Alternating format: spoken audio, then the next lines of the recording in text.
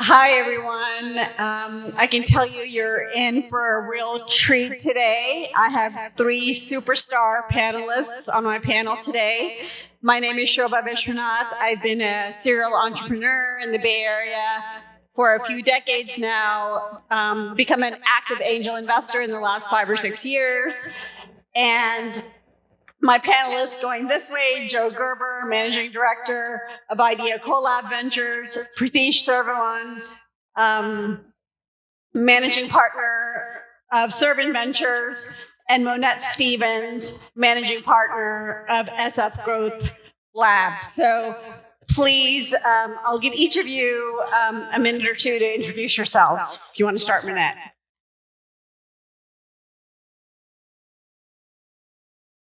Hello? Okay. Hi, thanks for coming.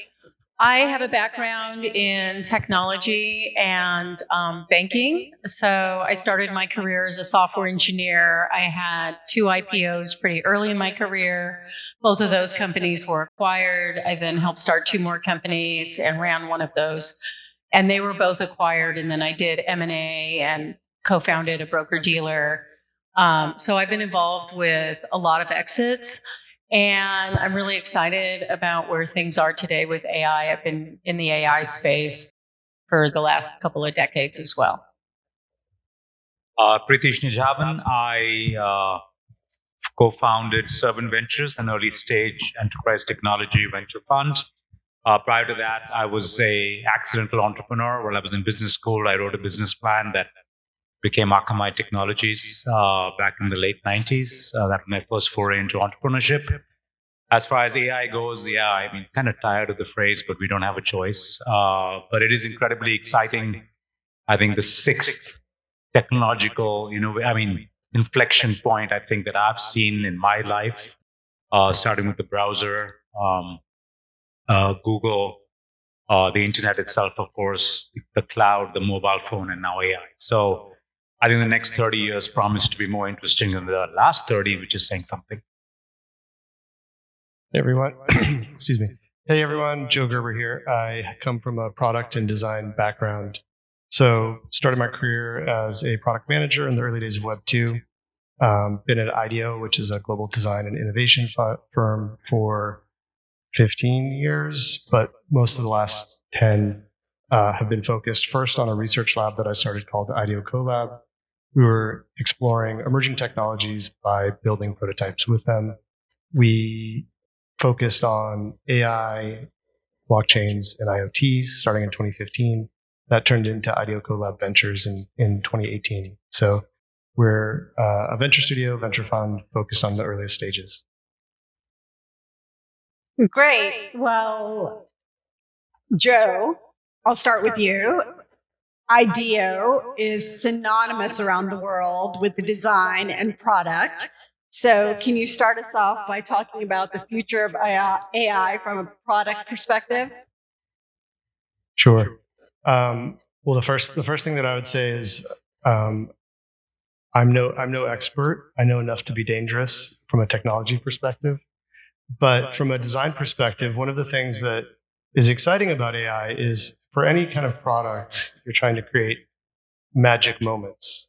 So think about when your AirPods shift from your phone to your computer, or the first time you were waiting for an Uber and you could see the little dot coming to you.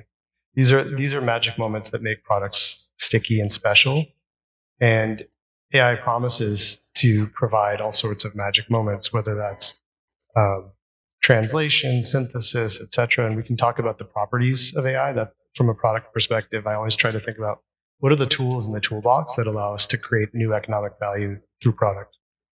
So magic moments new is one kind of category, new interfaces, things like that.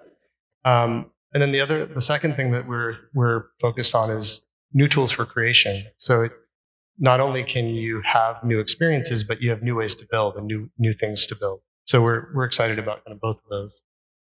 And a follow-up question, what industries do you think are going to be the most ripe for innovation? All of them. Okay.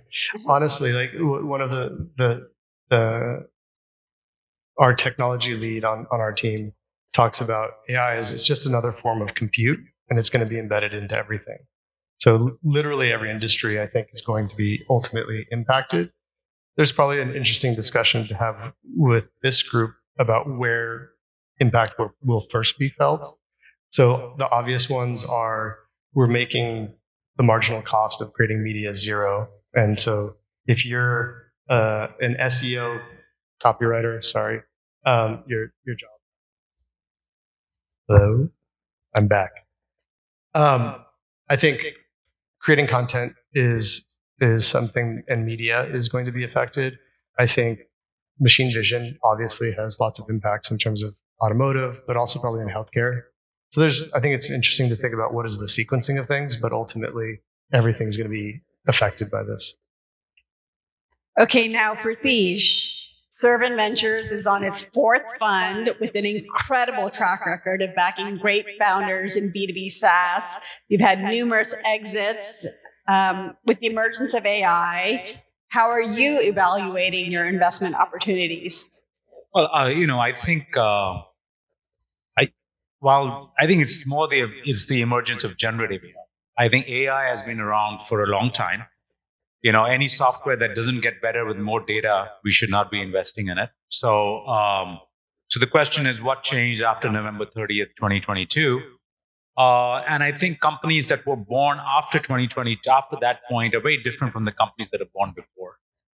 What you really have to figure out is what value you're providing apart from just sending a query to OpenAI or Anthropic or Gemini or whatever it might be.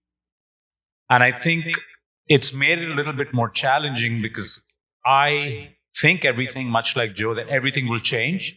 I think it'll take longer than most people think, though. I think big corporations don't even know where to start. I think the CEO is all starting and asking questions about it, but the people at the lower levels don't even know where to begin, frankly. So I think what the questions you have to ask is, how the incumbents have data, right? They have 20 years, like, you see so many companies now in revenue intelligence, and I'm like, how are you going to beat Salesforce? Or code generation? I'm sure, Joe, and I mean, you've seen how many code generation startups. How do you compete with Copilot, who's got every open source repository plus access to OpenAI? So I think the question is, what are you doing on top of the language model? Have you thought through the economics of using the language model? Should it be using an open source LLM or should it be using one of the proprietary ones? If so, how are you segmenting the data, or is the data going to be used to improve OpenAI's model?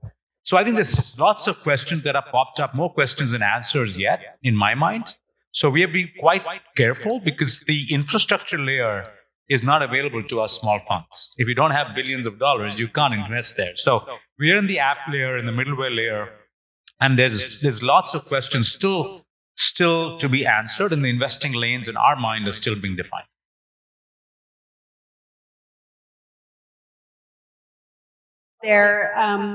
What industries? Again, you're saying all industries. No, I that is the right answer. But I think, but let me, Joe mentioned the order in which I think customer support is the obvious one, and coding. I think these two, we are seeing agents all over the world. The CEO of Klarna came and said that his cost of customer support went down 80%. And, if I was one of those Indian outsourcers doing business process outsourcing, I'd have alarm bells in my head right now.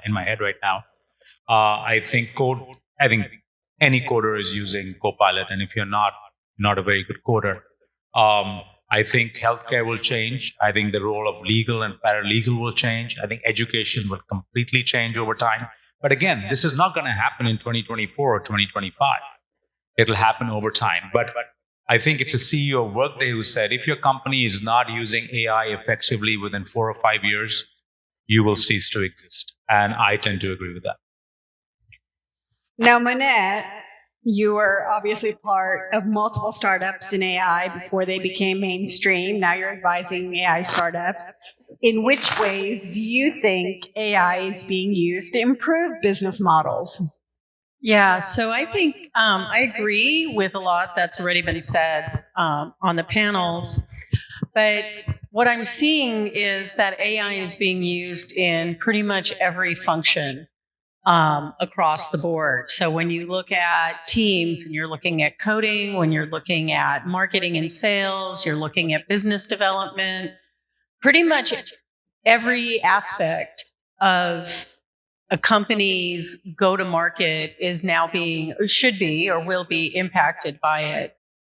Things like predictive analytics, being able to personalize more effectively for customers, being able to look at different markets and market segments. So I think that it's going to be pretty much across the board when you're looking at that.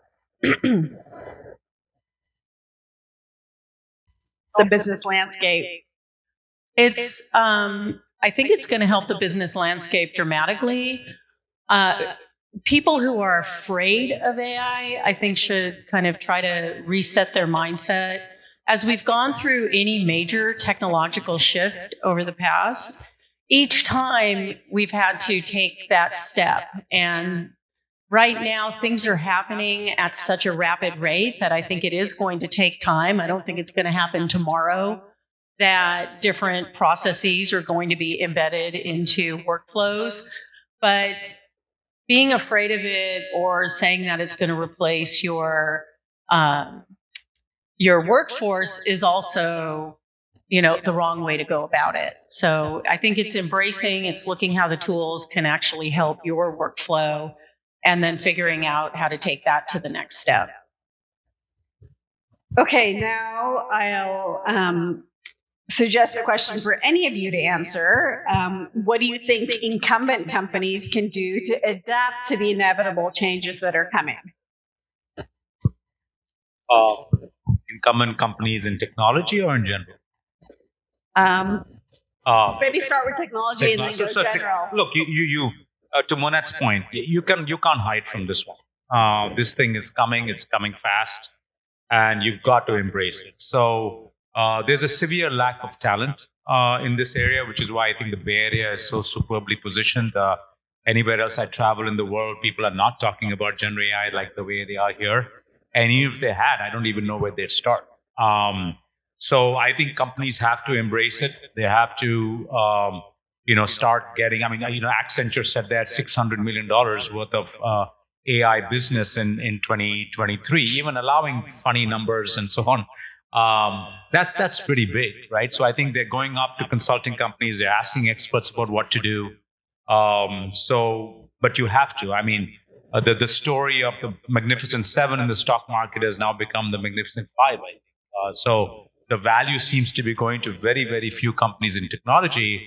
And if you're not Microsoft or NVIDIA or Google, I think you really have to think. I think, Apple themselves are trying to figure out what to do with AI and what's going on. So I think it's a really, really tough problem. As far as companies in the normal landscape go, I think the way to think about it is, I was just trying to figure out, in my own head, a framework. And I think, in my lifetime, I'm now 57. I saw the cost that Moore's law at its best, right? The cost of computing went to almost zero. Then we got Google and other things in the internet, and the cost of discovering content went to almost zero. Now the cost of generating content is going to go to zero, be it marketing or is it code or so on and so forth. So as a very first step, if you're, say, Bank of America, you have to make sure that all your developers are using generative AI to its best potential. That's easier said than done. But this thing you have to embrace. You have to get almost teams working on this solely to make sure it's embedded across the organization. Okay, great. And now another question for any of you. What are the opportunities for potential startups? There are a lot of entrepreneurs in our audience. So can any of you suggest some topics or good areas for exploration? I'll start, and then I'd like to hear what Joe has to say. I'm seeing AI being used, so it's dependent. There's a difference between people who are building AI companies, so tools and services that other people can use to use AI, or people that are using AI in their applications. So a lot of companies that I'm seeing that are developing apps, et cetera, are being able to customize and target their users much more effectively by using AI or using generative AI. But the other thing is we've got the infrastructure layer, all of the LLMs, et cetera, and now it's the apps that are being developed on top of those which then use the LLMs and the other, large infrastructure tools to make it more accessible to end users. And I'm seeing a lot of companies popping up doing that. Yeah, I think we already touched on this in some respects, but there's kind of two ways to think about it, startup opportunity. Any company that's being born today should incorporate AI into their business processes to be more efficient. So you could probably have an organization that's an order of magnitude smaller than it used to have to be because of the augmentation and automation that you might get from AI. And building that into your DNA is going to give you competitive advantage. So that's one side. On the market side, I think we've talked about this, but it's very much an infrastructure moment right now. And I don't recommend, unless you're a PhD computer scientist with some unique technology, that's probably not most of us. So I wouldn't worry about that. But it's what do you do with that infrastructure? So first, a warning: don't be a simple wrapper to ChatGPT or any of these big models, because you're gonna get eaten alive. But finding interesting use cases that can only be served through a mix of some of those models and other things, where you're constructing a new kind of value creation process through the different tools in your toolbox, that's really interesting. And so again, I think about the properties of machine vision, translation, summarization, voice interfaces, things like this, where you can start to put these Lego pieces together to create a new to the world solution to a problem and create economic value.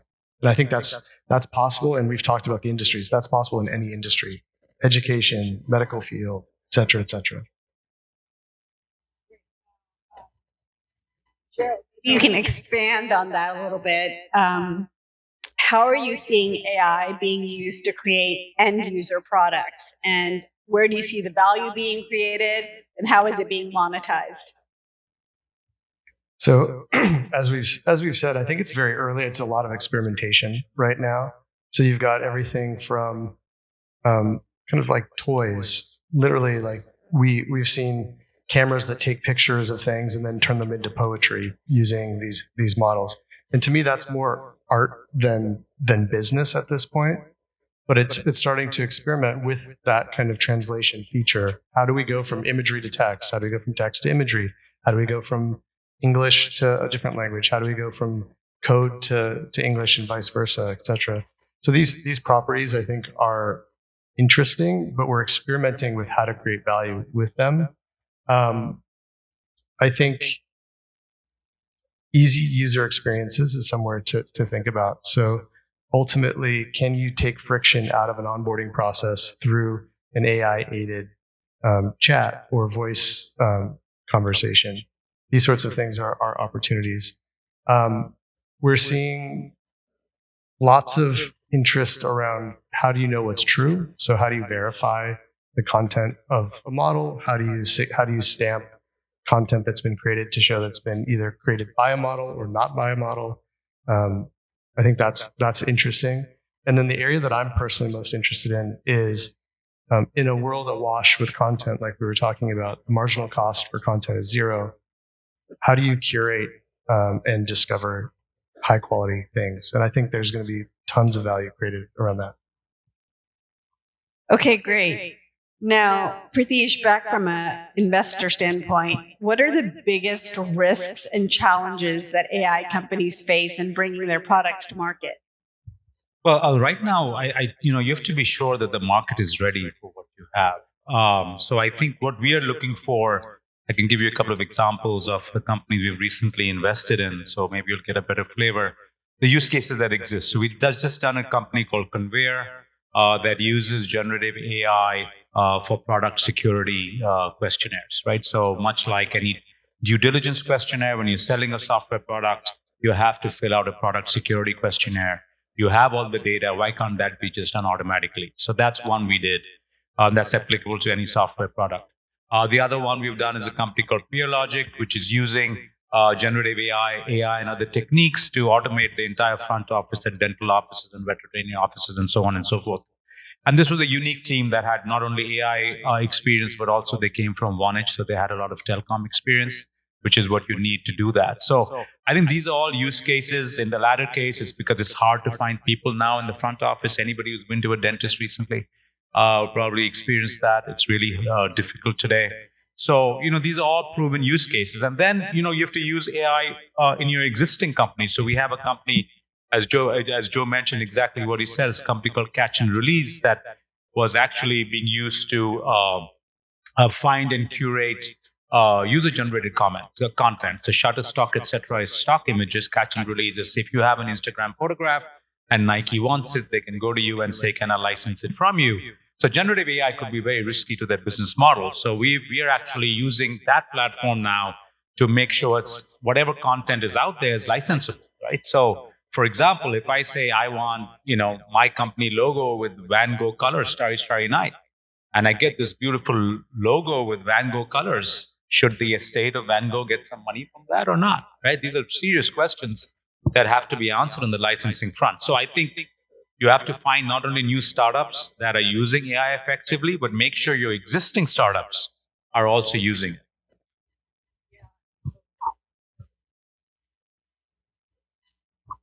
Add to that, but why don't you go ahead and answer your question?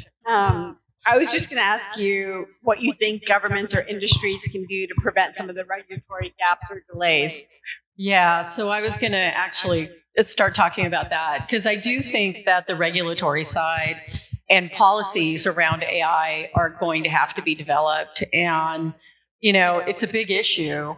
The EU just came out with the EU AI Act. They also have, the EU has been really on the forefront of privacy and things like GDPR. So if I'm creating content, is that my content if I put it out there? And what are the licensing models, with respect to that? But also, what is the use? Who can use it?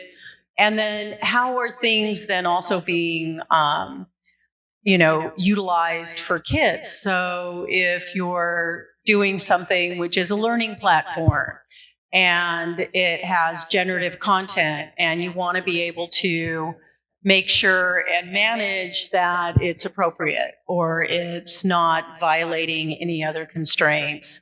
And then, especially if you're selling into Europe or other parts of the world that have GDPR, and we are starting to see more of that here, I want to have the right to be forgotten. And what does that extend to? So these are all big questions that, need to be answered. And there's a difference between policy and regulation and laws. And so, I think that these are bigger issues, but it's going to be, it's happening now. It's happening fast. So, they need to get on it. Great. Now, a question for all of you. What working skills do you think will be the most valuable for the workforce of the future, given the rise of AI capabilities? That's a big one. I think flexibility is number one, and curiosity. I mean, I go back to the examples of whether it was the industrial age, but anybody knew the biggest problem in 1906 in New York City?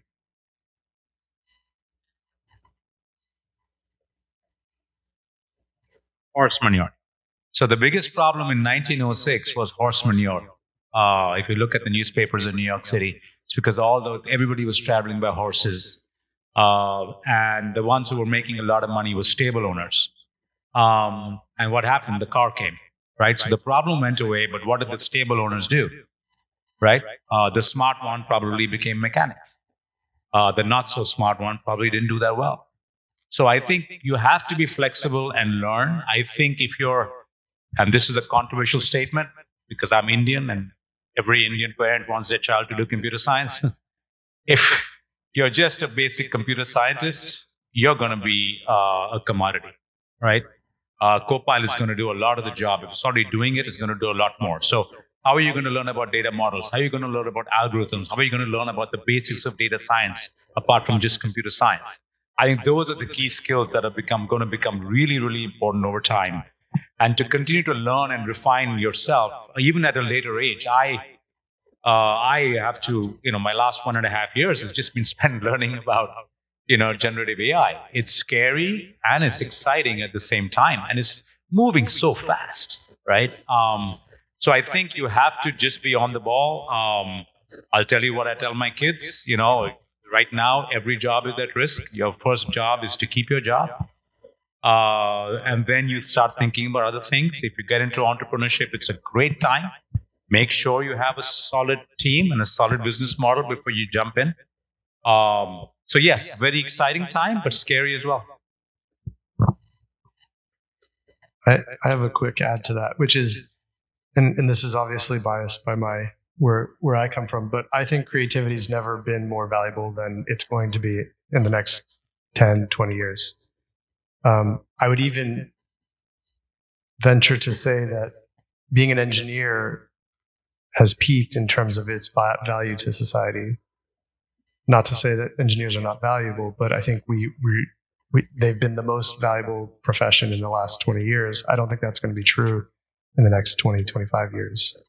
So being creative, thinking like a craftsperson. So understanding, which this is the link to engineering maybe, thinking like a craftsperson, understanding your tools and how to use them to make something creatively. I think that's going to be how you differentiate from easily automatable tasks that we used to work at. And that could be quite exciting, right? Thinking of the early 1900s, I don't know the exact stat, but at that time, I think something like 90% of jobs were agricultural in nature. So when you kind of zoom out, it's hard to imagine that 90% of those jobs went away, but we all figured it out. So I think we'll figure it out again. There's going to be a transition, and we'll have to manage that transition. And I hope that this unleashes an era of creativity that is good for humans.